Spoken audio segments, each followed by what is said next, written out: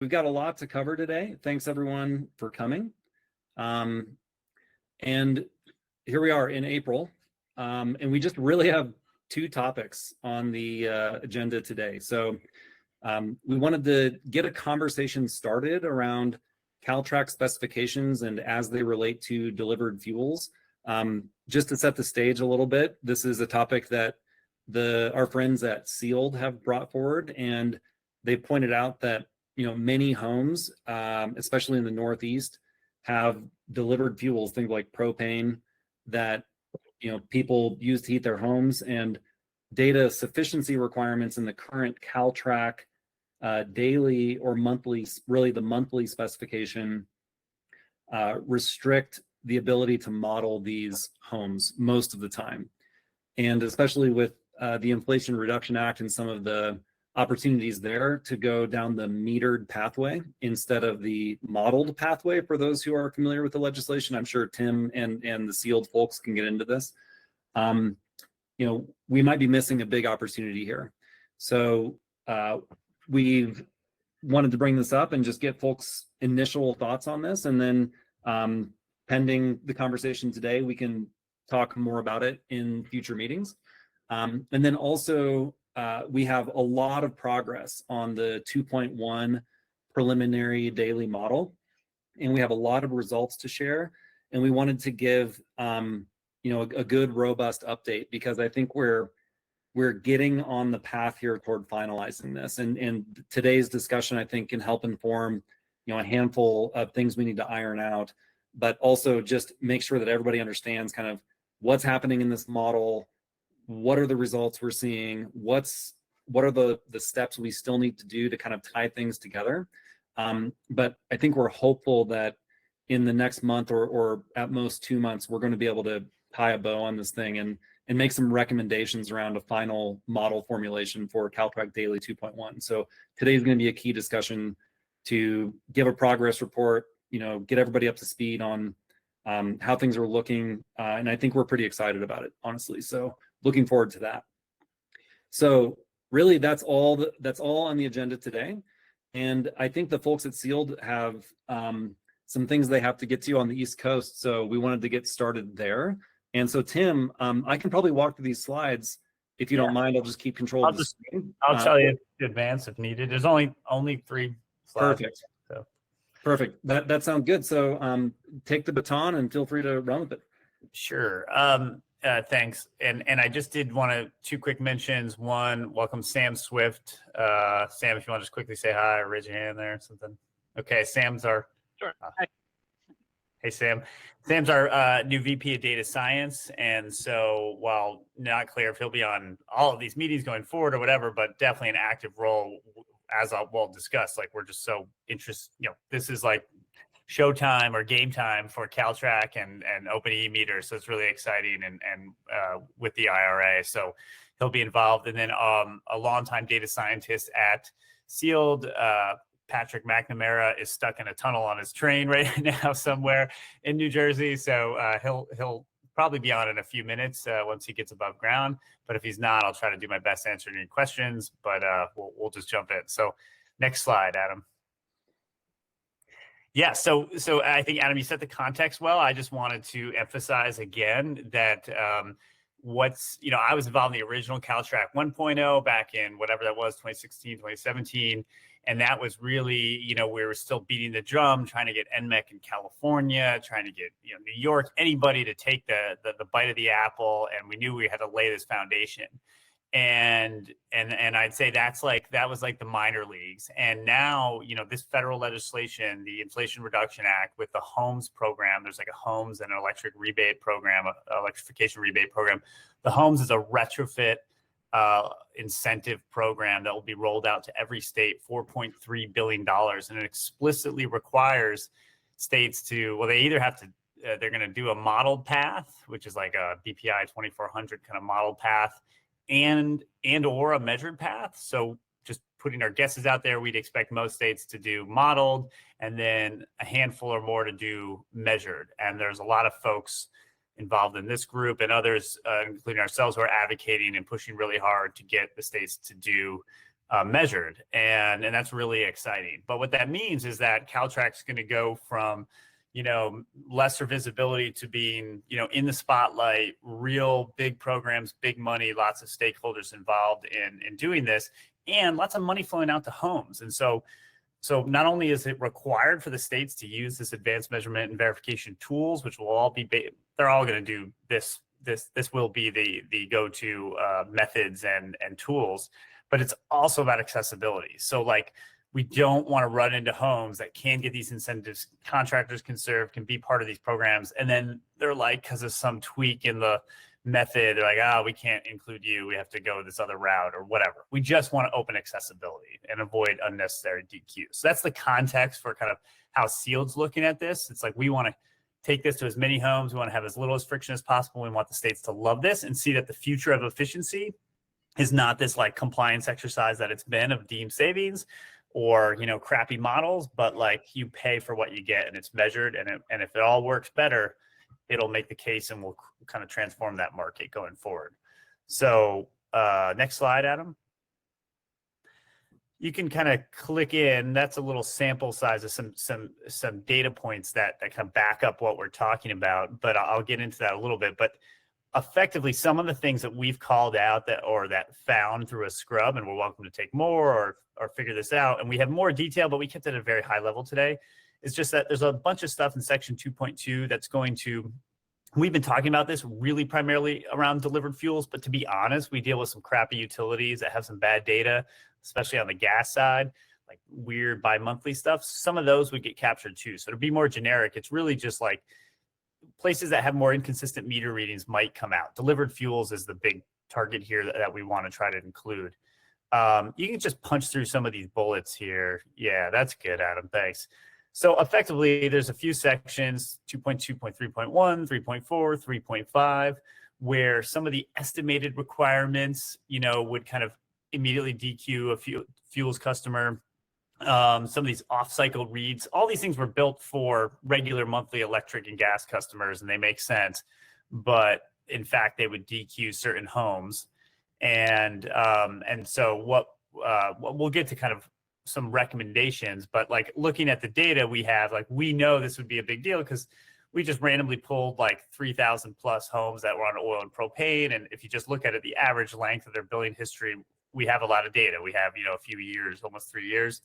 But, you know, oftentimes there's 77 days, like is the average length of between deliveries, because you can imagine they go all summer without being delivered. But that's not really relevant, right? Because they're only using it for winter unless they're using it for water heating. So we don't want to DQ people for irrelevance. We just want to make sure that we have the right data. And then there's, you know, there are some long gaps. So like you could get DQ'd from the methodology here if we didn't kind of address this.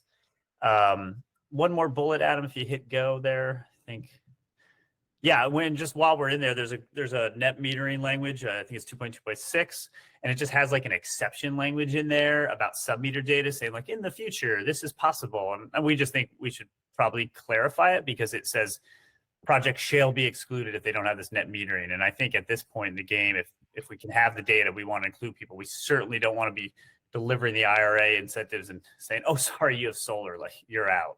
You know, we want to kind of bring people into the fold as much as possible, especially if we have the data to still do the modeling. So last slide, I think, is the next one here, Adam.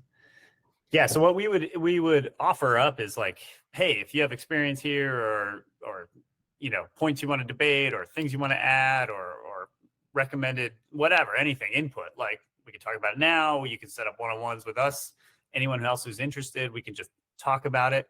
And then the easiest way for us to do is just probably to at the end of that, kind of propose some red line changes, say, hey, here's what it is now, here's this, you know, what implications does that have? Hopefully it's, from our perspective, it's pretty net neutral. It's just like, oh, these things won't get DQ'd. That's great.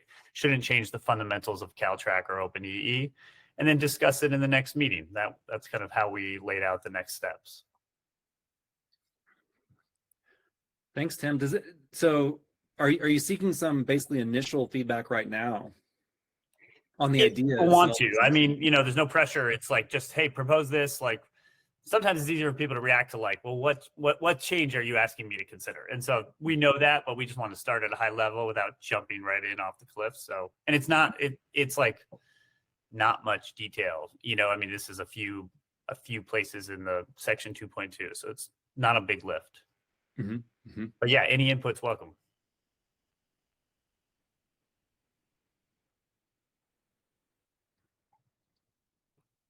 Has anybody else out there run into the issue of delivered fuels and have any advice on how to potentially handle it or model it? Or are there, is this something folks are keen on, developing a little bit further through the working group? I think, as Tim said, it's not necessarily a huge lift. Could open some doors for the IRA, measured pathway, et cetera, like you said.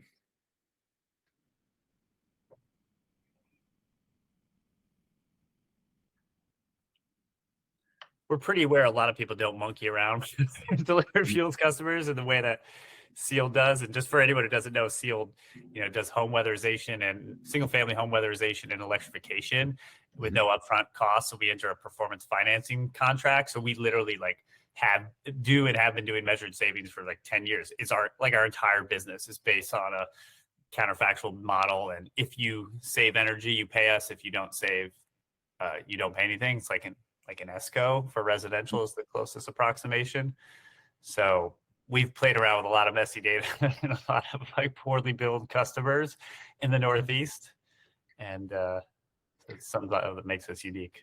Well, so Tim, I think you're suggesting next month, potentially at the May meeting here, that you'd have some red lines for folks to consider that would open the door for the treatment of delivered fuels within the CalTrack model. And just to summarize again, basically right now in the CalTrack model specification, we're talking about monthly would be the closest use case here to the delivered fuels scenario.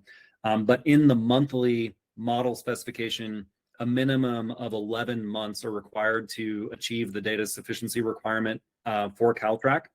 I think we're anticipating that we're not really talking about changing that when it comes to electricity or natural gas. What we're really talking about is carving out potentially a use case within the CalTrack methods to say, hey, when we're talking about delivered fuels, you have this entire summertime where most often a customer doesn't receive a delivery and therefore there is no data point. But we also know that there's very little delivered fuels consumption in the summer. And potentially we could be modeling in the winter months or have a bi-monthly kind of metric. And it's a lot better than nothing, because nothing means we are forced into other modeling pathways that aren't open source or aren't approved, or we just wind up in the deemed pathway for these customers, or maybe even worse, these customers literally just don't qualify for a program if a program's operating in their territory under the measured pathway. Is that a fair summary, Tim? I think so, yes. And I think for those who have more detailed questions, I know Patrick's probably on now, but we can also arrange, offline meetings and tell you how we've dealt with those. It's really all about, this is the baseline period too. I mean, the interesting thing about Sealed is we'll likely be metering these, I mean, a lot of delivered fuels customers will switch to, it'll be a fuel switch, right? They'll get heat pumps and that kind of thing, but also many that just do weatherization and be subject to the measured savings paradigm will be kind of metering the tank. So we'll have very granular data after the retrofit, but it's all about just not DQing them based on the baseline. And Patrick has a lot more experience with the because we do a lot of jobs where we're jumping sort of like the third world jump from no phones to cell phones. We're doing heating oil to heat pumps, so we're doing a lot of that stuff where the modeling and guarantees really matter. Mm-hmm. Great. And I'll say from Recurve side, we've definitely run into situations where people have wanted us to analyze delivered fuel savings, and we've usually passed on those opportunities simply because of the baseline requirements, and it hadn't been considered really in CalTrack up to that point. So I think we'll look forward next month, Tim, to carving out some more time to flesh this out a bit more, and at that time when there's a little bit of detail to offer, I think I would anticipate folks will have a little bit more feedback. So thanks guys for bringing this up, and I think it's definitely a relevant topic. So we'll look forward to continued discussion next month. Thanks for fitting this in. And Adam, if I can, to the point we were talking at the beginning, if I could ask one simple question for the group that either can be answered now or thought through, and we can talk about it next time, would that be all right? If I Sure. Sort of relate, it's related, unrelated. So it's a question just in looking at the methodology, we're trying to understand for baseline periods, does Caltrack specifically require like a maximum of 12 months of data before, meaning like, whether it's hourly, daily, or monthly? Is it only limited to the 365 days before the retrofit, or can you utilize more if you want to? And the reason we ask is because there's in this section 3B, the hourly methods, there are some specific language, but it's like a little fuzzy. It's sort of like, this implies that, you would use only 365 days. So like, I just want to know if that's a requirement. And then, so for example, if you had monthly data, and I know there's a technical appendix that also kind of demonstrates, or for consideration, why 12 months is better than 36 months. And I understand those arguments. And so what I'm trying to understand is, does Caltrack explicitly limit you to that time period for a baseline creation, or is it just a best practice kind of thing? So there's a question around the specificity of the language, essentially, and I don't know myself. I'm wondering if Phil or McGee is on the call. I don't see the guest list right now on the call. So if one of them is on the call, I'd invite them to speak up, or somebody who was part of those original working groups, if they're more familiar with what the intention behind the language was. If not, I think we can dig in a bit and try to tie a bow around this next time as well. But are any folks on the call that can speak to that? I'm on the phone here. I just attempted unmuting. Hopefully it worked. Yeah. Hey, Phil. It's Phil. Hey, so you're right. There are a few areas where the language is a little bit ambiguous. Certainly the intention was for it to be 12 months exactly. And I think you saw some of the testing that we did on that originally. I think,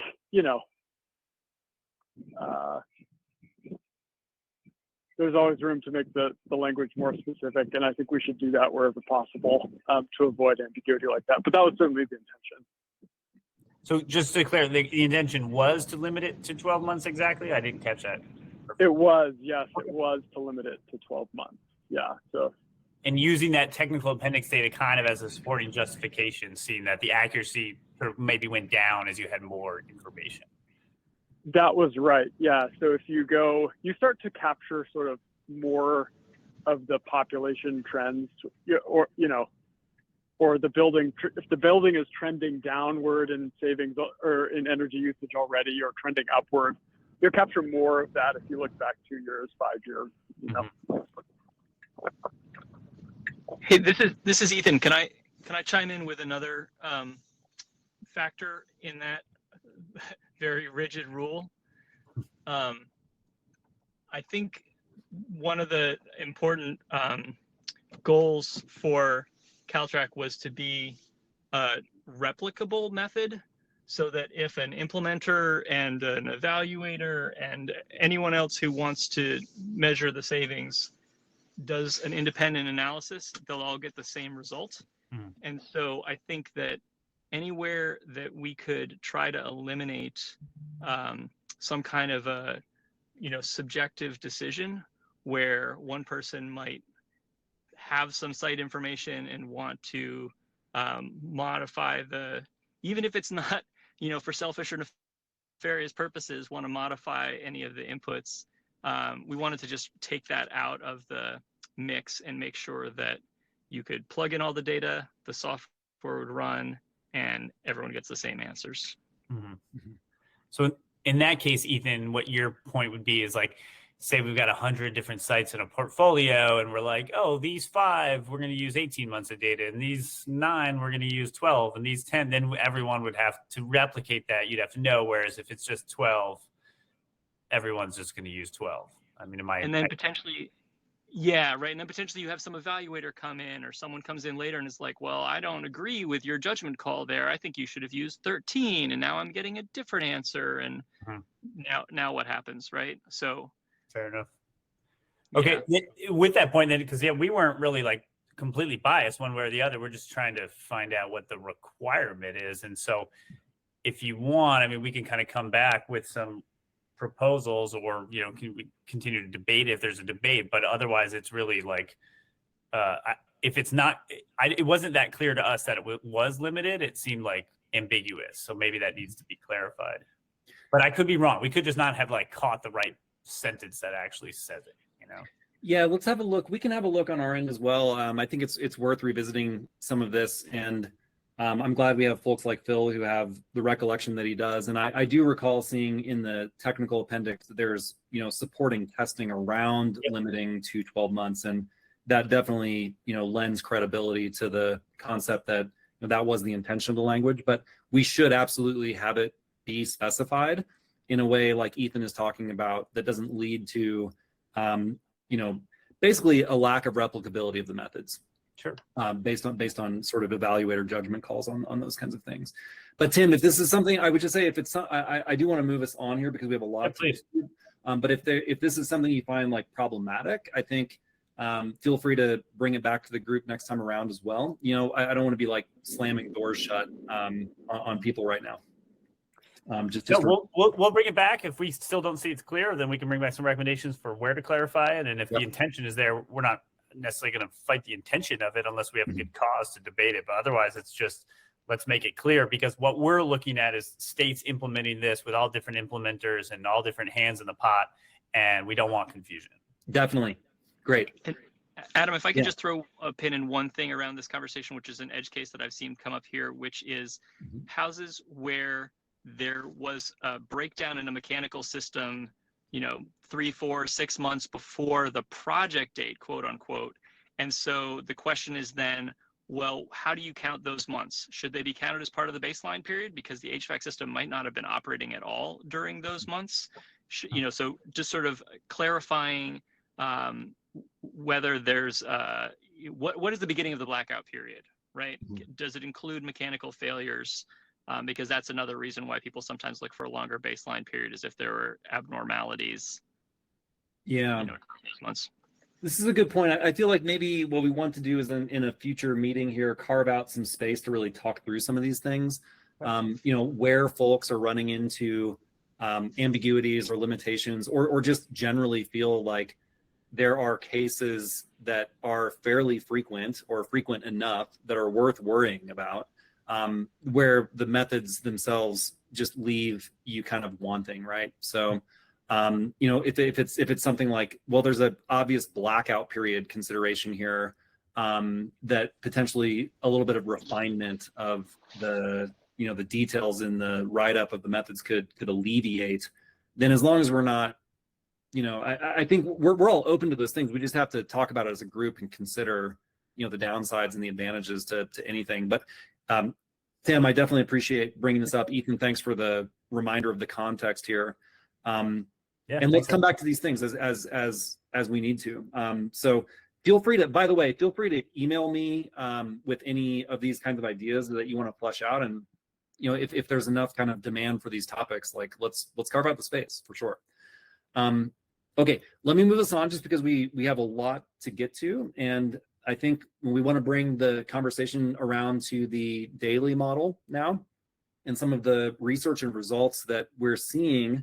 In the last month, we've done a whole bunch of work using this cross-validation setup that we've established, and we've also been tying that closer to the penalization version of the model that we've covered in past meetings. And Travis will talk a little bit more about that, just to remind us of kind of how we're using cross-validation to inform, you know, to our understanding of how a model could perform. And that gives us a lot of context. But what I want to lead off with here is just the results from the preliminary 2.1 model, because we finally have some population level results to share from a model that we believe can operate efficiently and essentially serve as the CalTrack 2.1 model. There's more refinement to do. Travis will talk about that as well, but I just want to kind of showcase some of the results. So first and foremost, on the left here, we have the seasonal bias. We're looking at the winter, the distribution of meter level winter bias, and we're looking at fractional bias here. So, negative 0.1 on the x-axis corresponds to negative 10% seasonal bias, meaning the model is under predicting consumption in the baseline period by 10% during the winter months. And in the Caltrack 2.0 model, we see that there's a pretty severe seasonal bias that causes a negative bias in the winter months. So the Caltrack 2.0 model across these, I think we're looking at 1,000 meters here, roughly 1,000 meters. The Caltrack 2.0 winter bias is about negative 7.5%. And if we look at the 2.1 model that Travis is going to talk about in a few minutes here, we see that we've been able to really narrow this distribution, and we're seeing a seasonal bias now that is on the order of negative 1% or just under 1%. So we're seeing a lot of room for hope here that the 2.1 model is performing well. And in addition to alleviating the seasonal bias, we're also seeing the 2.1 model is actually achieving a better sum of squared error across the winter months. So we think that we're on to something here finally. And when we look at a similar set of plots for the summer bias, we have the opposite effect. So in the 2.0 model, in an attempt effectively to balance out the negative bias in the winter, we see that the summertime bias is positive and is about 10.5%. Again, this is residential gas, and we're looking at about 1,000 meters here. So we have 10.5% positive seasonal bias, and the distribution shows clearly that this is a systematic effect. This isn't like one or two outliers that are causing the whole sample mean to shift positive. This is a systematic effect, and the median is actually 10.4% relative to the total, which is 10.5% roughly. So again, in the 2.1 model, we're now seeing that the seasonal bias is largely eliminated. It's gone from 10.5% to 3% in this preliminary version of the model. And again, we see a sum of squared errors that is also reduced. And then finally, just to kind of complete the circle here, when we look at the shoulder months, so we're defining the summer months, by the way, to be June, July, August, September, the winter months to be November, December, January, February, and the remaining months, March, April, May, and October to be the shoulder months. We see, again, there's positive bias in the Caltrack 2.0 model. And the 2.1 model is getting us, relatively close to zero. We're at negative 0.5%. And again, the sum of squared error we're seeing a reduction there. And I think folks are probably familiar with this graph because I think we've shown it in every single meeting so far. But the bottom three panels show the shoulder, summer, and winter observed consumption across, and the x-axis here is the degrees away from the balance point temperature that a meter sits. So if you're right on the balance point temperature, that's where the 2.0 model has picked out a need to transition from a temperature independent region to a temperature dependent region. Again, this is the gas model, so we're talking about like a heating degree day component. And what we see if we look at the bottom right panel, these are the winter months, and we're looking at the observed consumption versus the model prediction, and just the average therms when we're looking from right at the balance point temperature and then increasing the heating degree days along as we transition to the left along the x-axis. We see that right at that balance point temperature, we have a pretty substantial error profile where we have a dramatic under prediction of consumption. And this is just a baseline model again. So then if we look at the graph right above that, then the 2.1 model is clearly capturing the actual behavior around the balance point temperature much, much better. So that's why we're seeing a reduction in seasonal bias. And in addition, we see improvement in the summer months as well, which is the red plots in the middle, and the shoulder months. So all things considered, these error profiles that we can then take as the difference between the observed and the model prediction is shown in the right now. Again, 2.0 are the bottom 3 panels, and the preliminary 2.1 model are the top 3 panels, same y-axis scale here. It's just what you would expect from seeing the alleviation of the error profiles around the balance point temperature in each case. So we have we're pretty optimistic at this point that we have, something cooking.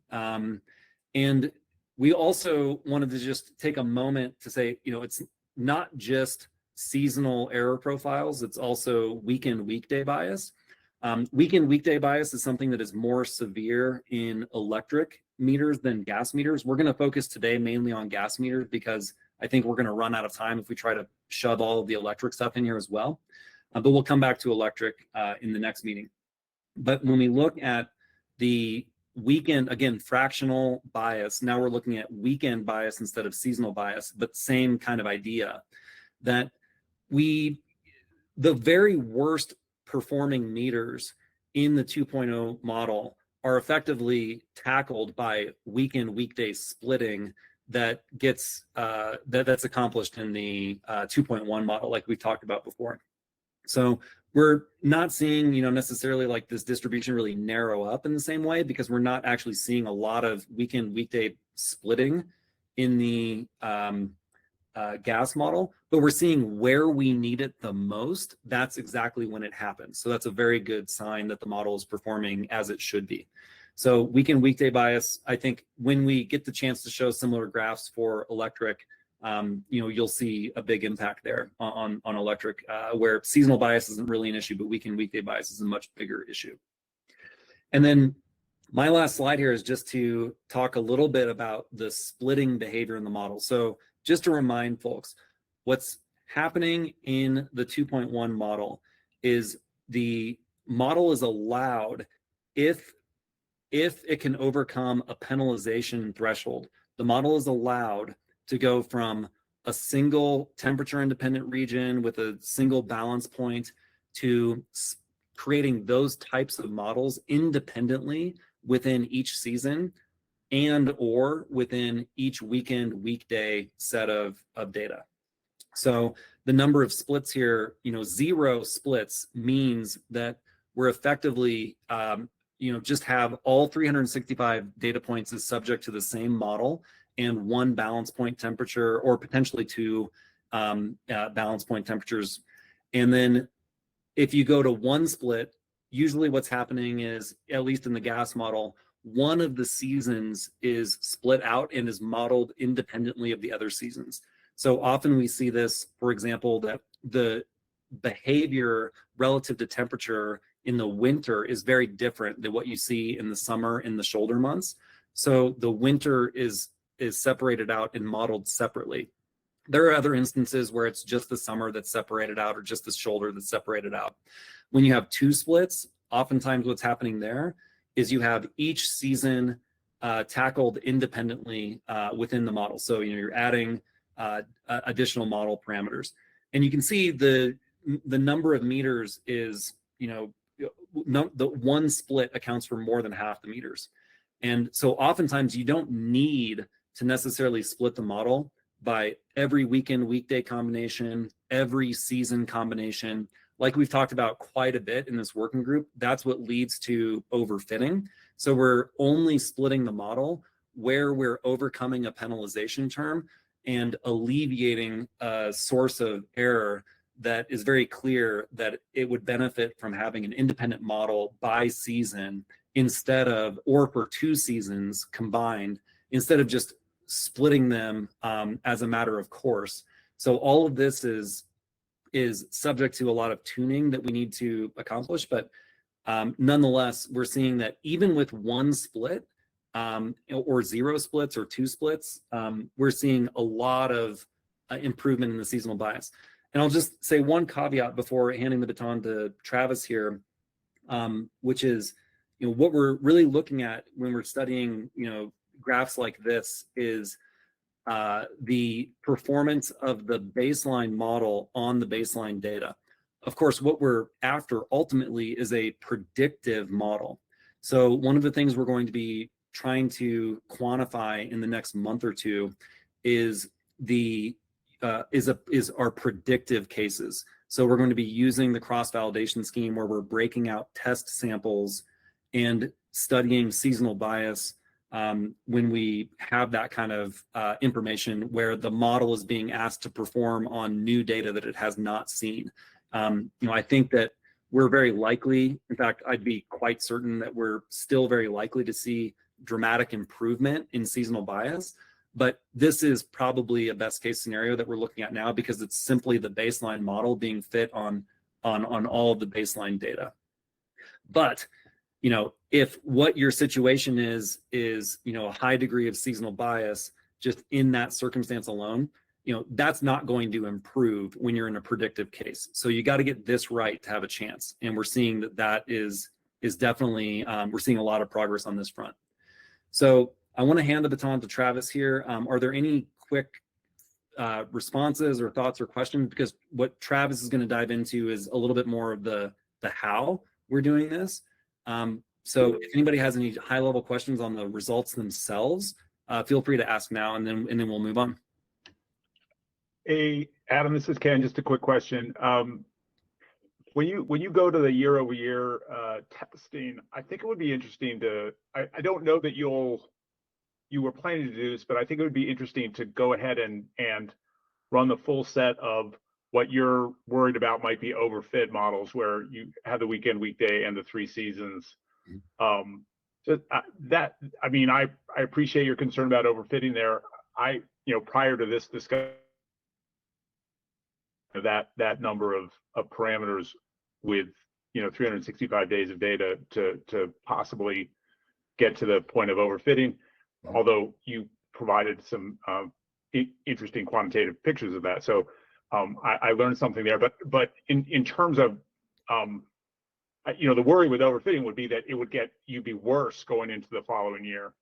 I would think, and I think it would be interesting to do that test to make sure that you test it, because I wonder if it might actually not do better because you'll be picking up more information that you'll be able to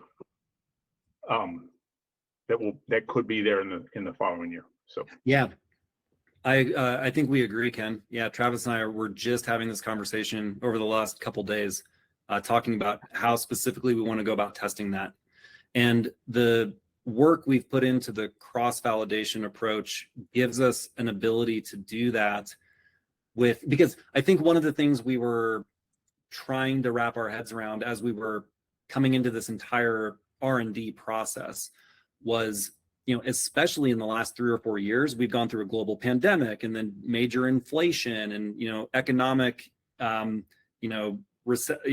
really a recession, but whatever you want to call it, right? Like there's been quite a bit of changes in energy consumption out there because of major global and national events that we're all experiencing. So it's really hard to just carve out and say like, okay, we're going to use 2020 or 2021 as the baseline year, and then we're going to use 2022 as the reporting year. It's really hard to do that, and when you're trying to test the predictive capacity of a model, that's what comparison groups are for. So what we're trying to do here is use a cross-validation scheme that allows you to train a model, yet retain test data for that predictive analysis in the same time frame. And so we have this kind of scheme that we've developed now that will allow us to look at overfitting directly. And I think what we want to do is effectively produce this kind of an analysis, but looking at test samples instead of just training data on training samples. So your point is very well taken. Other high level questions here or reactions? Hey Adam, just some clarifying questions. This is all great and encouraging. When you talk about weekday, weekend, and season, are you still doing just a literal Monday through Friday weekday, or is there any clustering going into determining the sort of bimodal behavior of individual buildings? And then similarly with seasons, not that I think that seasons necessarily have like individual building specific, but particularly since we're so much more often seeing daily data, there are better definitions for seasons. I can't remember off the top of my head like all the different definitions, right? They're not aligned with the equinox and solstice either, but there's like better definitions for seasons, and they probably vary by region, right? Yeah. What are you using right now, and is there more investigation to exactly how those things are bounded? Yeah, I think so. With the seasons we're using, November, December, January, February for the winter, June, July, August, September for the summer, and then the remaining months for the shoulder period. Your point is definitely well taken, that there could be more optimal approaches to that, and there could even be individual optimized approaches where you're probing for when the behavior starts to change within a given meter. And Travis has done some preliminary work there that I think is very encouraging. Having said that, I think as we've talked about this, one of the things that we're trying to avoid is a lot of configuration necessary depending on kind of where you're at. If you're in the Northeast versus California versus Arizona or Australia for that matter, how does this need to change? And we certainly don't have the sort of time or resources right now to flesh all of that out explicitly. So I think our hope is that we can get 90% of the benefit of this kind of a reformulation of the model without necessarily having to introduce that level of detail or flexibility at the moment.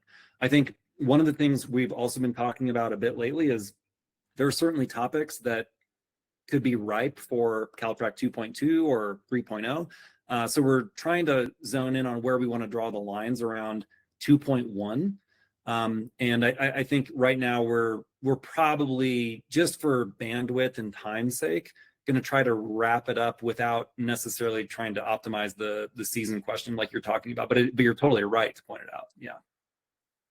I mean, is it possible to like individual seasons? I understand like might actually be more appropriate because it's really a question of when buildings do change over. But I mean, there are pretty well established, definitions for when the climate seasons happens that aren't aligned with the calendar months. And frankly, even for monthly data, you could set a mid-month cutoff that was more appropriate for when the weather changes. Would it be worth just pulling whatever the generally approved climatology definitions are for the seasons and using those instead of, because the calendar months have nothing to do with anything, right? Yeah, I realize it's easier to code around. Yeah, it's a good point. I mean, like we could potentially shift into, half of March is in the winter and half is in the shoulder, and half of November is in the winter and half is in the shoulder. I definitely think we're around the edges at that point. But again, your point is well taken. I think it's definitely something we can consider. I don't want to commit to it right now, only because there are so many of these things that we could do. It's not going to be perfect. Like there's no way that the CalTrack 2.1 method is going to be perfect.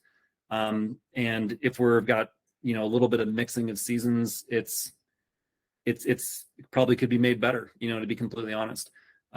So. Maybe if you don't mind, Ethan, if you have a little, if you can point us to some. I'll see if I can find a reference that gives us an easy answer, and then you can consider it and see if it's worth. Yeah. Thanks for that. And it's it's a good point, and again, well taken. Let me move us on, because I think what Travis is going to talk about is really kind of the main game here. I just wanted to not bury the lead and make sure that everybody got a chance to see these things. Before we get into more of the how we're getting to this point. So Travis, would you like to take the screen? I think there's enough slides and there's enough material for that it would probably be best for you to be the one sharing and controlling.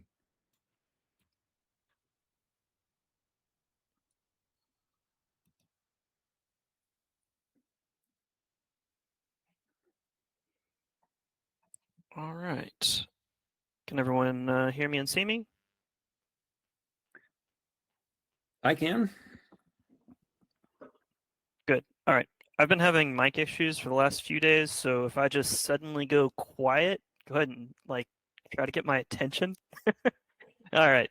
So we've talked about cross-validation quite a bit, and cross-validation adds a significant amount of computational expense to anything that you're running it on, because you're now having to run that instead of once to fit the entire data set, you're running it, if you're like in most of what we're doing, either threefold or tenfold. That means that you're having to run it 3 times or 10 times for every single meter. And it's incredibly useful to be able to understand predictive capabilities, but it's also very limiting if the initial fitting of the model is very slow, which brings me into computational efficiency. So Caltrack 2.0, as it stands today, it is just completely not viable to add any more complexity to it. And the reason for that is because it takes approximately 20 to 60 seconds to fit per model. If you are using the OpenEEmeter specification of Caltrack, or the implementation of Caltrack 2.0, then the way that it works is it fits every single heating degree day balance and a balance point and cooling degree day balance point in increments of 1 degree Fahrenheit between 30 degrees and 90 degrees Fahrenheit, where it also eliminates anything where those balance points switch over. Now, Caltrack 2.0 itself specifies that that actually be a 3 degree Fahrenheit grid search. OpenEEmeter is a little bit more refined in that aspect, which is a good thing and a bad thing. You get a better answer, but you spend more than 3 times as long doing it. The other thing to consider is that when you are doing this, you're actually having to fit 3 different models. You are fitting a heating degree day, temperature independent, cooling degree day model, so the traditional like bathtub shape. You're also fitting just heating degree day, temperature independent, and temperature independent cooling degree day. So all 3 models are being fit for all of these. And in total, Caltrack 2.0, or OpenEEmeter, the implementation of Caltrack 2.0, is fitting about 1,891 models to fit a single meter, which is it's crazy inefficient. Caltrack 2.1 is worlds better. It's I can't even describe it. But something that I want everyone to know is that we have, in order to be able to compare these 2 things using cross-validation, I've had to implement basically a Caltrack 2.0 method inside of Caltrack 2.1. So it gives you basically all of the same results that you get from Caltrack 2.0, except it does it between 40 to 120 times faster. Because instead of taking 20 to 60 seconds per meter, it's taking 0.5. Also note that the results that are being output, they're fitting in half a second, and they are almost identical to Caltrack 2.0. So massive gains there, way better. But keep in mind, we're not trying to basically just make Caltrack 2.0 more efficient and run faster to save everybody money and to give more people the capability of running the model in the first place. We're trying to add to it. So what I'm trying to do basically is to buy us computational time so that we can spend that computational time elsewhere to make the model better. So in the end, it's not going to run 40 to 120 times faster, but that's what it could do if we were trying to mimic Caltrack 2.0. So how have I done this? Well, the first way is, as I kind of alluded to, and that is that grid search is gone. It's bad. It is a easy to implement but naive approach. The much better approach to this is to use optimization. So the way that this works is when I'm fitting models, I'm initially trying to fit the breakpoints only. I say breakpoints because that's kind of the mathematical way of referring to piecewise functions. If I say breakpoint, just know that I mean balance point. They're interchangeable. So I'm initially trying to fit those 2 points. And so I just give it an initial guess. Usually I have it just set to being 10% of the data and 90% of the data. Honestly, it is completely not important because I am using a global optimization method called the direct method. I can go into details about how the method works, but just know that what it is attempting to do is it is not a downhill descent method. What it is trying to do is it's basically trying to search the parameter space and find where it thinks the best minima exist. It's not necessarily going to find the best minima because downhill descent methods do tend to be better at that. But I'm trying to get a good initial estimate of where those breakpoints are.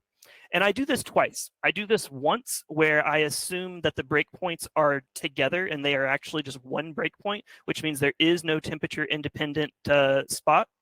Or sorry, that there is no heating degree day breakpoint and there's no cooling degree day point. It's so if you could go from cooling degree day to temperature independent, or you could go from heating degree day to cooling degree day. It's all the same. The other way of searching this is by searching both of them and having this optimization algorithm do that. What I've shown here below is just kind of to give you an idea of an example. So this is on the left is usage. This is an electric meter, and so this is in kilowatt hours. And on the x-axis is temperature in Fahrenheit. And I've just drawn some lines here to give you a rough estimate of like where I pick my initial breakpoints. And then it just goes in and it finds it itself. The other way that I am saving computational time is by using an elastic net regression. So what I just described could be done, and it could fit the full model, which is a cooling degree day, or heating degree day, temperature independent, cooling degree day, and all of the models that couldn't be derived from that down to temperature independent. But then that means that you're fitting however many models that is, 4 or 5. That's not necessary.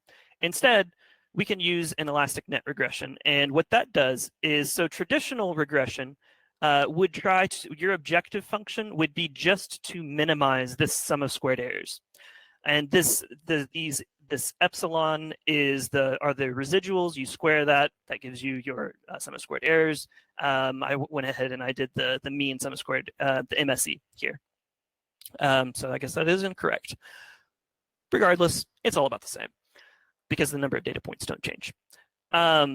What the elastic net does is it adds in this lasso and ridge regression part. And the lasso regression does a penalization on coefficients themselves. So X here are the coefficients themselves. And we take the absolute value of those.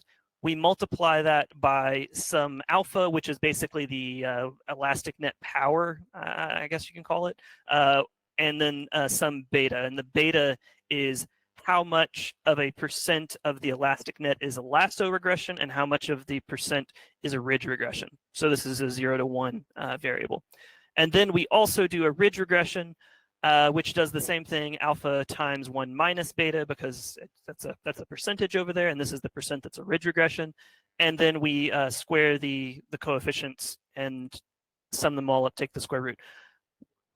Okay, I just said a bunch of technical stuff. For those that want, go ahead and forget it. What we're doing is we are reducing the sum of squared errors while also trying to push the variables down to 0, the coefficients of the methodology. So if there is, initially we start with a slope on, let's say it's a gas model, but there is no cooling degree day. So you start with a slope of a cooling degree day, but it turns out that the epsilon doesn't decrease, but you can decrease this objective function by decreasing that slope. So you do, and you decrease that slope all the way down to 0. Well, now you have the heating degree day temperature independent model, even though you started with the full model. Everything that I've described is so far has been for the linear models. But if you're really careful about how you define the smoothing coefficients in the smooth model, you can still apply this elastic net regression to the full smoothed model. And this is also saving us a lot of time. All right, so that is what I like to describe as optimizing and making the computational efficiency of the submodels as efficient as possible. But we can also go ahead and optimize how we are calculating the splits, because in the worst case scenario, we would have to split. So what I have here in purple is winter, green is shoulder, blue is summer. The diamonds are weekends, the circles are weekdays. In the worst case scenario, we would have to calculate every single one of these independently, as well as all of the full factorial combinations of them. We don't want to do that. It ends up being, I think it's 48, 49 different combinations. It's why do more computations when we don't need to?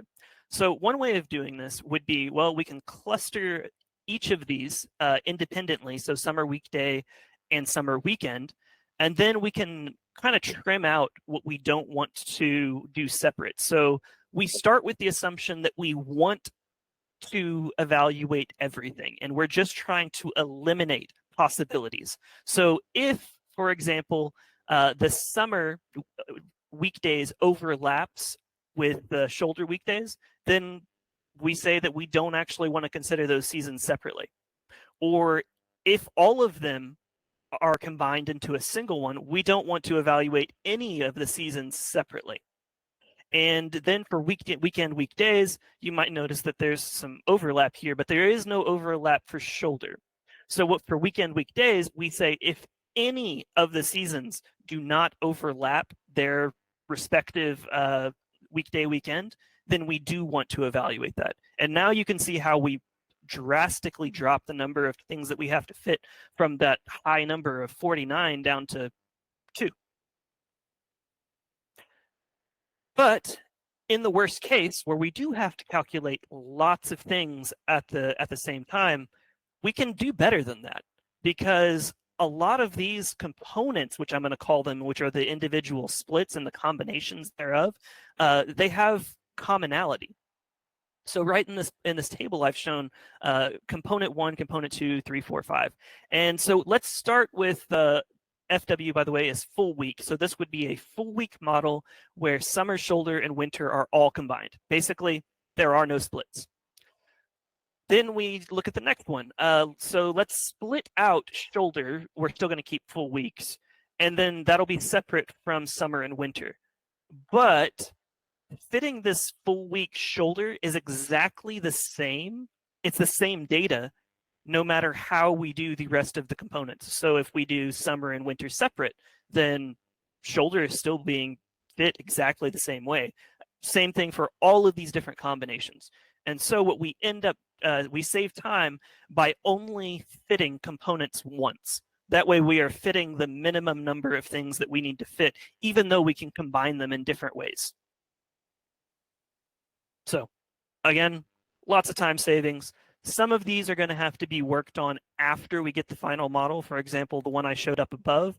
Unfortunately for this one, we can't save any time when we are doing our hyperparameter optimization, because we need to consider every case possible. But once we have our final results, we'll be able to come in here and see, well, actually, if we reduce the standard deviation in the A direction, if you're familiar with ellipses, usually it's defined by a line from the center of being like A and the long line being B. So you can set different standard deviations for each of those. We can modify those so that we get pretty much the same results that we get from doing the full factorial by saving us some time on this. Okay, so computational efficiency. End of the day, probably going to take us 10 seconds to fit a model, even though we're doing so much more than CalTrack 2.0 ever did. But we've saved ourselves, that's at least twice faster and possibly 6 times faster. So now we can start talking about how we're actually fitting these things. Like, how do we choose whether to split or not to split? And this comes down to an RMSE root mean squared error versus seasonal bias trade-off. This is going to be a little bit of review, but basically we need to use cross-validation to assess the optimal splitting behavior. And this is because we can use cross-validation to give us an estimate of what the real error is. If you fit all of your data, then you're going to get a fantastic result. But the fact of the matter is, we are not trying to interpolate within the baseline year that we're fitting our model. So there's no reason why we should expect our error to be that. Instead, we're trying to use these models for predictive purposes. So we really need to fit our model and be able to assess it on unknown data. This is exactly what we use cross-validation for. What I've shown here is called a shuffle split. And basically, what we do is we have some of this as our testing set and some of this is our training set. So we just randomly select days. We've made sure it's also a stratified shuffle split. So we pull enough information from like weekdays, we pull enough information from summer, all of that.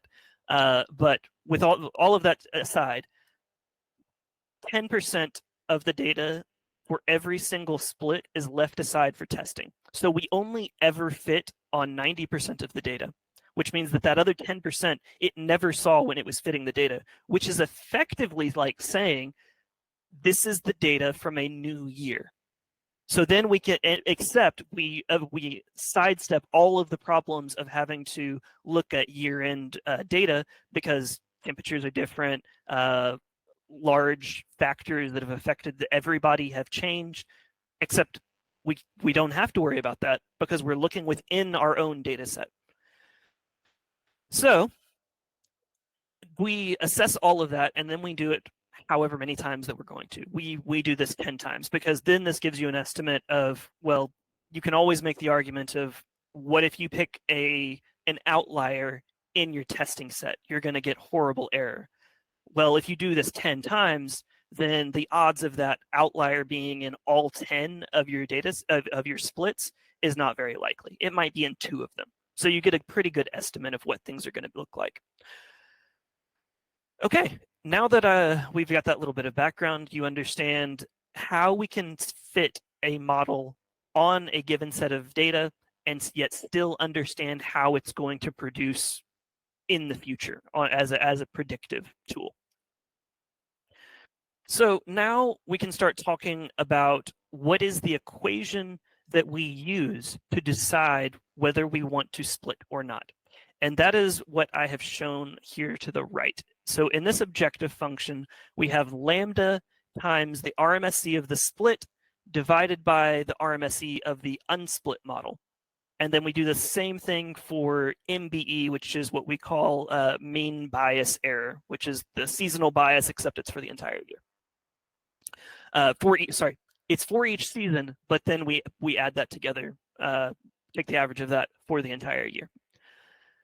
The reason why we do this as a proportion is because the mean bias error and the RMSE are not necessarily of the same scale. And so we want to scale them so that they are of the same scale. And we do that by normalizing by the unsplit model, usually the Caltrack 2.0 model. Now, if we set lambda equal to 0, then this means that you will have almost your entire objective function will be based off of the mean bias error. And in that case, we have found that we still see an RMSE improvement of 6%, and we see a mean bias error improvement of about 56%. This corresponds rather well with the population level statistics that Adam was showing you earlier. Keep in mind that there's lots of caveats here in that he was not looking in a predictive sense, we now are, so there's some difference there. Now, if we set lambda equal to 1, this means that we are 100% basing our model splits on the RMSE only.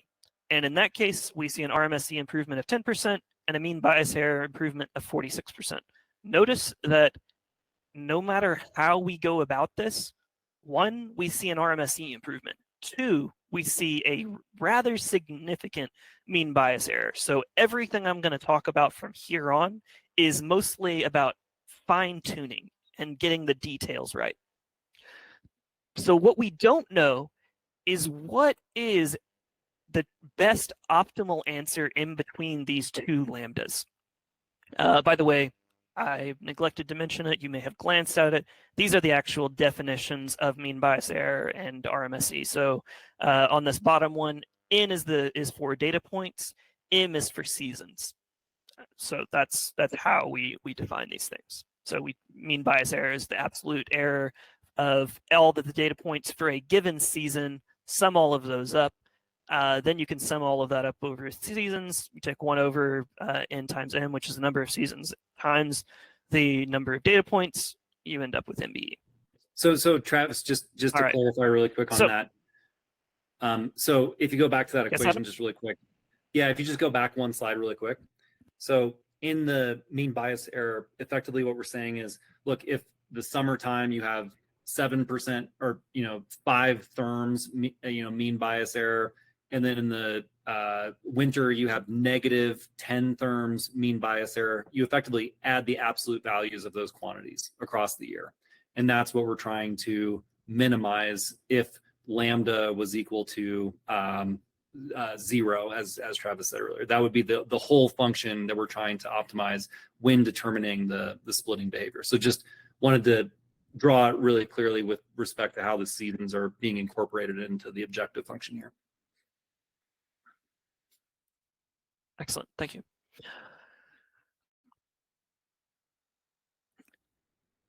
We've done this, and we did this for multiple lambdas using cross-validation, and this is kind of the percent splitting that we've seen.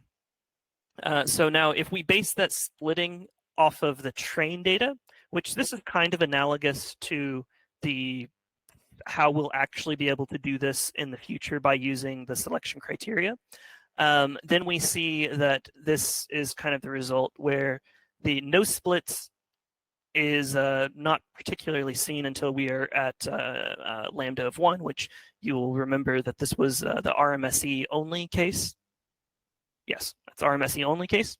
1 season split, we have a bit of an increase, and all season split decreases like this. This is slightly different than if we were to base our splits off of the test data itself, which you could kind of view this as on the left plot, this percentage of meters and its lambda and all of these results as a realistic case of like what we can actually work with. And this right side is more of in a perfect world where we could actually do test train splits, this is how we would do it, and this would be optimal. We can't really get here, but it's still interesting nonetheless to see that in the optimal case, we actually have less splitting, or yeah, in the optimal case, less splitting. Yes. Yes. Sorry, axes are throwing me off. We have less splitting in the optimal case than we do in the more realistic case. So basically, when we go ahead and we calculate these things, we might want to push ourselves more in the direction of less splitting than more splitting. Now, we also, during that process, we went ahead and we calculated what the improvement over Caltrack 2.0 was in RMSE and the improvement in mean bias error. This is 1 minus that ratio I showed you earlier.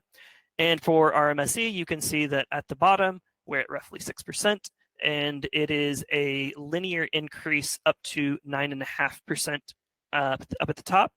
Whereas for mean bias error, we start at 56 and we come down to a 46, except we have more of a exponential decay than anything else. So now the question is, well, what is optimal about this? What is the point of percent RMSE, which is lambda, that we should pick? These axes aren't the same. So what I've chosen to do is basically to normalize these two things relative to their best. So at the top, this is now, instead of being 56, this is now 0. and the worst we get is 46. So we have about a 10% decrease. Same thing for the RMSE. Up here, it's 0 because that's where it is best, and at its worst, it is about 3.5% worse. So the optimum point here is where we have the least amount of decrease from the optimum in both of these things, which is the intersection, which happens at about 65%, or lambda of 0.65. Now, one thing to note about this plot is that this tells us something rather important, and that is that if we're wrong, we would rather be on the left side of this than on the right side of this. Because if we're on the right side, we're going to hit this exponential decrease in the loss in mean bias error.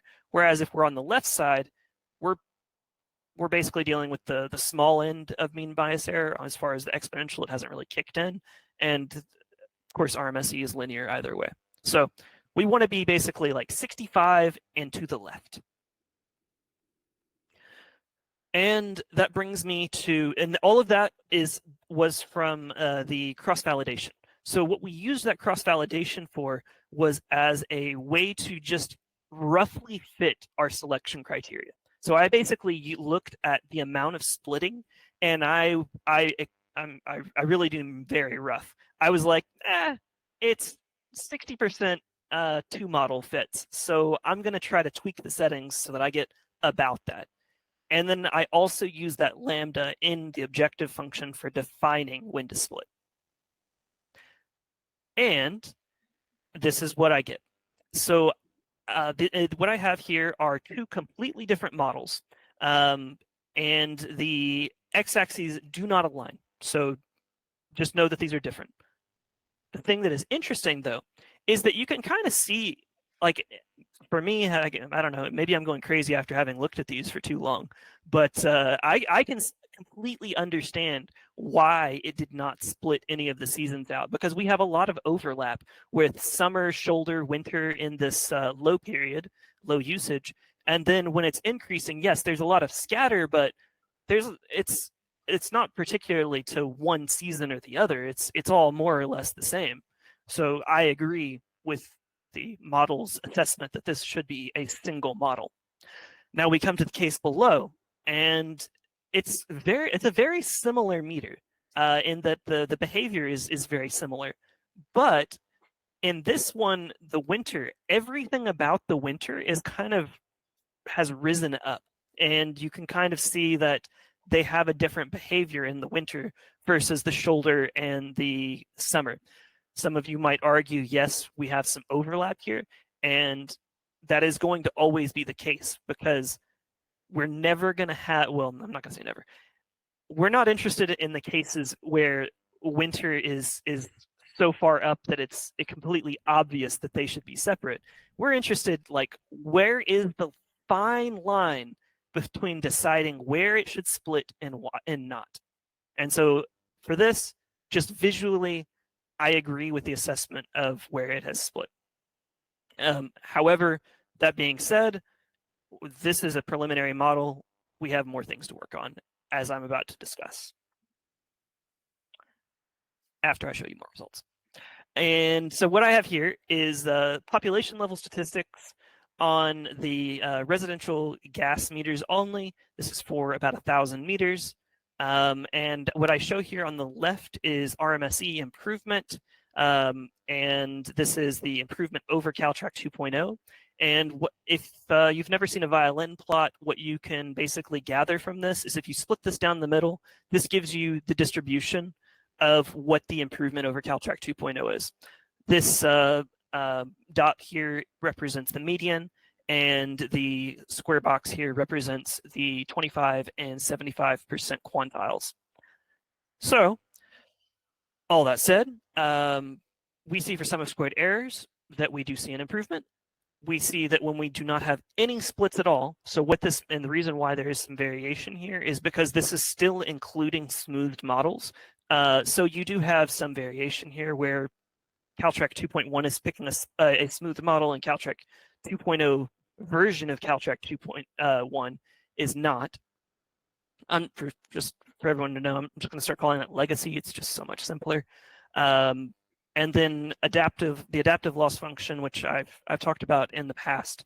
I'm not going to go into any more detail here because it's largely the same as sum of squared errors. And so this is for RMSE. Just to get you an idea of the percentages, we're seeing a maximum improvement of about 60%, probably a median improvement of, I don't know, 5-ish percent, 2.5. But this is for all meters, including meters that have not been split. Mean bias error, we're seeing kind of similar results, to be honest. So what do we see when we look at just the split models? Well, as opposed to the past, where that has not been many of the models, now with the new way of deciding how to split and how not to split, we are splitting about 80% of the models, at least once. And so this shows you basically that for those split models, we do see an improvement. And keep in mind, both of these statistics are based on cross-validation. They're not as significant as the improvements that we were seeing before, because those were determined for an individual year within that year. This is trying to get a predictive sense of what the improvement is. So again, here, we're seeing rather significant improvements. There's a reasonable amount that are being improved by 40%. And so then we get into how we can optimize this stuff further. Because remember, there's always going to be a trade-off, even though it's not super significant as I showed you from the previous plots between RMSE and mean bias error. But there is a trade-off nonetheless, so there is an optimum. And so what is the best penalization selection criteria for splits?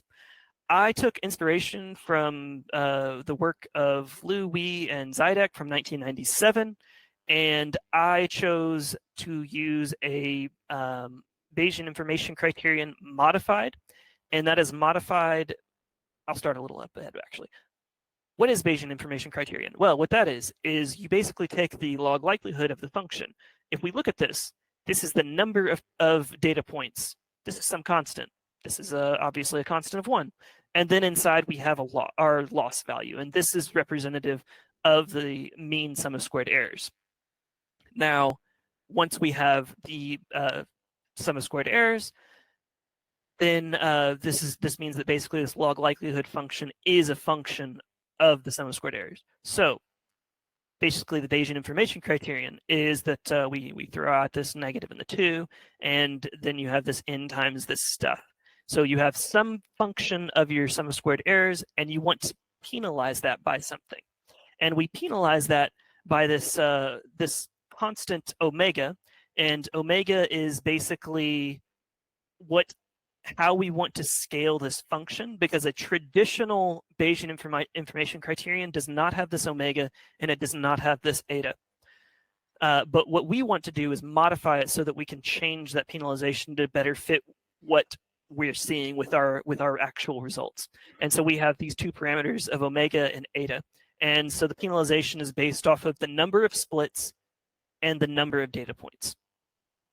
And ultimately, we have 4 things that we want to optimize as hyperparameters, and that would be, this is my Greek letter fun, alpha, beta, omega, and eta, where alpha is the that alpha constant from the elastic net regression, because what that basically acts as is a selection criteria in the submodel. And remember, the submodel is like the model itself before it's been split out. And beta is the percent of that elastic net that is a lasso regression. So let's see. This gets me to the end. What's left? And so I'm quite interested in this new model. Basically, I've seen a reasonable number of meters where I think that what we would the best way to describe it would be to have a heating degree day, which is a line that it has a decreasing slope. instead of having a temperature independent, it's really as if we have two different heating degree day balance points and two different slopes, whereas we really have one that is coming up quite high and then it levels off. So I think that doing a model like this would be quite useful. Remember, this would still be penalized using the elastic net regression. So if this model is not appropriate, then it would push this this middle slope towards 0. So nothing changes on the lower models. It's just we would increase the model complexity at the high level to allow more complex models to be developed. However, this is not an insubstantial amount of work, and this kind of goes back to what Ethan was suggesting as far as the seasons and the weekday weekend. Like, they are, I can almost guarantee they will improve the model. This will definitely improve the model, but I think we're chasing after diminishing returns at this point. So I think that despite this being an improvement, that we might want to push it to the next Caltrack daily version. However, if others disagree and would have strong opinions on that, I'd love to hear about it. In the meantime, as far as work that we are definitely going to be doing, that is the hyperparameter optimization, which is very expensive and time-consuming. And then we're also going to be doing the, after we've done that, then we can compile all of that and give our final Caltrack 2.1 daily recommended model formulation. And we might get that done in 3 weeks. We might not. My hope is that we'll be somewhere rather far along on the hyperparameter optimization. So that's all I've got. And are there any questions?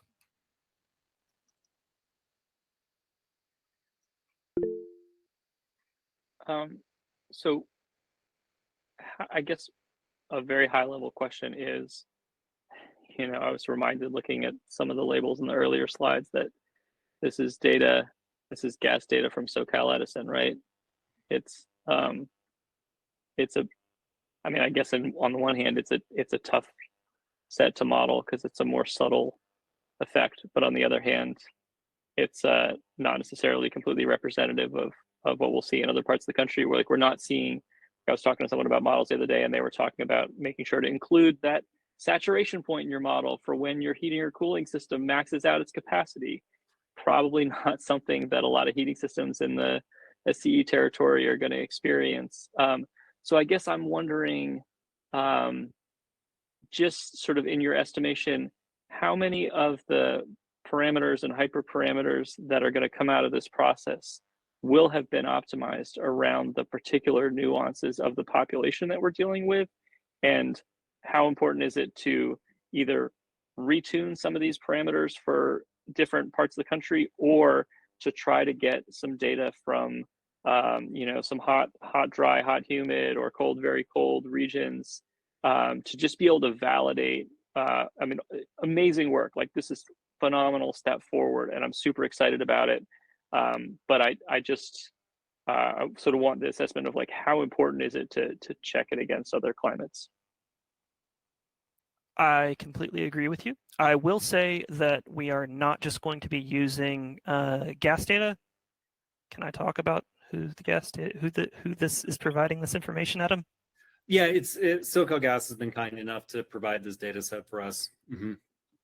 Okay, so gas data is from SoCal Gas, and we will also be looking at electric data from MCE territory.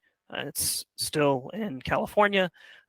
However, the nice thing about using both of these together is, so what I've shown right here in this plot is an electric meter, and you get very, very different daily models, whether you use a gas meter or an electric meter, because you almost never get a cooling degree day in a gas meter. Hopefully not. You'd be surprised. It does happen. But basically, we are trying to stress test these things, but I am certainly not opposed, and the model itself would benefit from more test sets. There's just two things that are a problem with that, and the first is, can we get authorization from the utility to use their data for this through whatever contract? The other is that the more data that we're throwing at it, the longer this optimization is going to take. And so at some point we hit a limit of we can't afford either the computational time, the actual time, or the money to throw more data at it. Yeah, I think Ethan, one of the things you said like really struck home with like the saturation of the heating and cooling systems, things like that. You're right. You know, we're probably not going to see a lot of that. It sort of reminds me of like a Caltrac hourly model problem, where when we're looking at really, really hot days, like the kind of days that wind up in demand response events, a linear model doesn't really serve the purpose very well at that point in time. And so I think that what we're talking about here is the good. I think the good news is both for the electric data that we've modeled and the gas data we've modeled, that point that Travis mentioned around 0.65, where that's a really critical value in this model, because it effectively tunes how much splitting you induce. And that's and then everything else at that point is kind of to its own devices, just in the normal optimization. But that point where that tunes the splitting has been like surprisingly similar between electric and gas, and those are entirely different data sets, different consumption patterns, things like that. And one of the things we learned when we looked at these surfaces was it's actually pretty robust to changes. So and we know that if we err on, like Travis said, if we err on the left side of that point when we set this hyperparameter, that we're going to be a little bit more in like safer territory. So I actually think there's a little bit more resiliency than we might than meets the eye initially, which is a really, really good thing. If we saw that, instead of tuning between a range of like 10% improvement in relative seasonal bias, we were talking about 90%, then all of a sudden we'd have parameters that are much, much more, or that induce much more sensitivity, to like small changes. So overall, I think it's definitely something that we would love to be able to do, to take new data sets. Obviously, we're working with what we have, and not everybody jumps at the chance to share data, Yeah. No, I totally appreciate the challenges. The flip side of that, I think last time you had said that you haven't yet pushed this branch up to GitHub for others to test, and wonder if that's another way to potentially be able to just validate. I mean, even just at the highest level, right? Like if there was a little test script that would take a set of meters and run Caltrac 2.0 and our best guess at Caltrac 2.1, at least make sure that we're like moving strongly in the right direction and we don't have any like crazy outliers that are going off in different directions and stuff. Like even if we're not doing a full repeat of all of the hyperparameterization and optimization that you're doing, which is a lot of work, a lot of computation, like at least to know that we're not seeing drastically different results. I think that would give people a lot of comfort that this is the new national standard that we should all get behind. Yeah, that's a good point. Well, let us think about that a bit. One of the things that comes to mind immediately is, in the model specification right now, like for the daily model, there's a recommendation to essentially disqualify meters that have a baseline CVRMSE value of 1.0 or higher. So if you do run into like extremely poor model fits, which you're always going to have, you're going to have that in 2.1, you're going to have that in the hourly model, you're going to have it in 2.0. Hopefully we have less of it in 2.1 than we do 2.0, given additional model flexibility, but those cases are still going to happen, that you should have that sort of disqualification criteria when you do run into very poor model fits. So like 1 or 2 meters being off and driving portfolio results crazy is definitely something that CVRMSE filter is meant to address. Having said that, I guess there's never to be, you can't ever be 100% sure that you're not going to see many meters off in a new data set, like when you're testing a new model. I suppose that's the thing to be, extremely sure of. Yeah, I mean, I guess I'm just trying to sketch out like what's a gut check that lets us do it, and how do we make it easy enough that if there are other possible data contributors who are willing to test it but can't pass the hurdle of giving Recurve the data to test it, that we would still be able to do that without saying, well, if you dedicate the time to figure it all out, that we could have a test script. Yeah. I completely agree, Ethan, that this is incredibly useful and a place where we will naturally have to go. The real hurdle for us right now is everything I have shown you is in basically, it's at an R&D stage. It is not within the framework of OpenEEmeter, which itself, putting it into that framework, we are currently estimating that's probably going to take upwards of 2 months. So yes, we want to do that. And yes, we think that it's something that we would really like for the rest of the working group to contribute to, and like, hey, we ran the model, looks great sort of thing, but that might not happen right now. Yeah, and I might have spoken out of turn a little bit earlier when I said, we're going to be coming forward with I think final recommendations come with code review, right? So folks want to, I don't think we're going to be seeking like, hey, we want everybody to shake hands on this before giving people the opportunity to dissect the code, view the code, open sourcing the code. So we'll find the right balance there. I think what we're trying to do right now is just root out any bugs, any stuff like that, and then we'll enter like a refactoring stage where we're going to be trying to get this stuff into the OpenEEmeter sort of format code base and make sure that it's as organized as humanly possible. Mm-hmm. To your earlier point, we're over time a bit here. Any last thoughts or questions before we adjourn? To Ethan's earlier questions, I actually had a few more thoughts.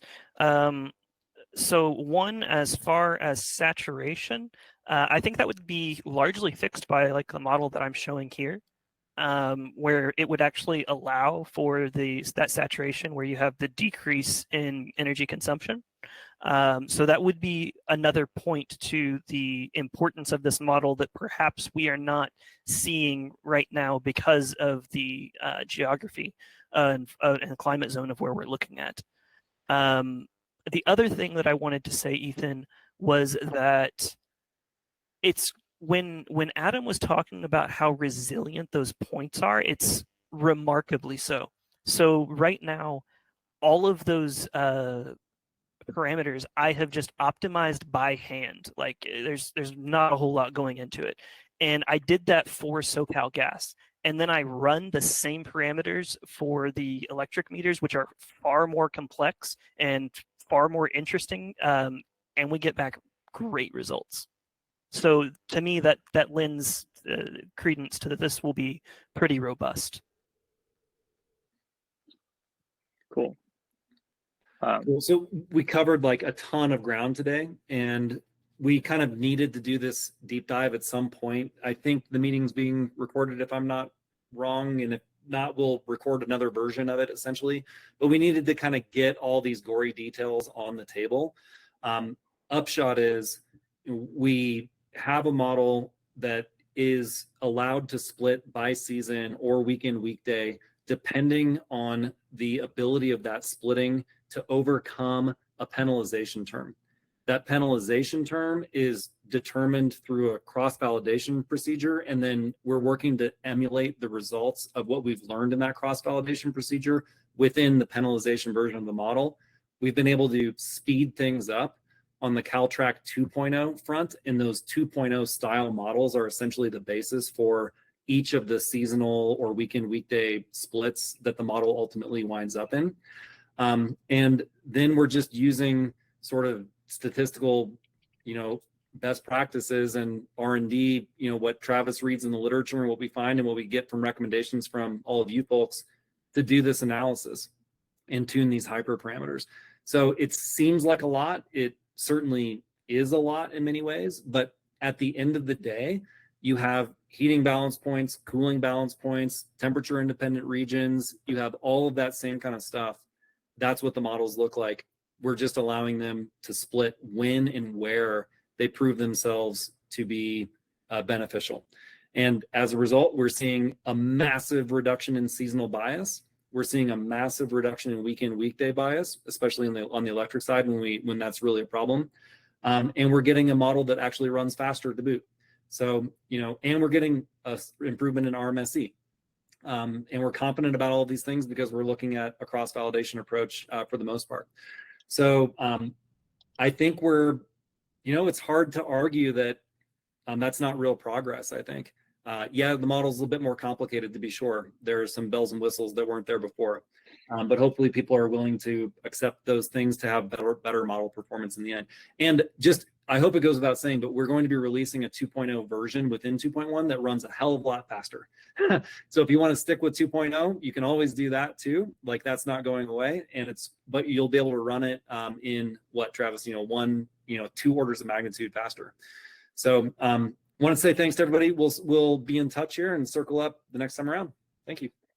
Adam, can we follow up at some point on the tech IUI MNV work and whether there's some way to get some of this stuff brought in there so we have this improvement potentially incorporated in those findings, because it seems like it would be a real shame to put out a whole analysis on a bunch of 2.0 stuff. So, yeah, for sure, Ethan. Yeah, okay. Let's follow up. Cool. Talk to you soon. Appreciate it. All right. Cheers. Cheers. Thanks, guys.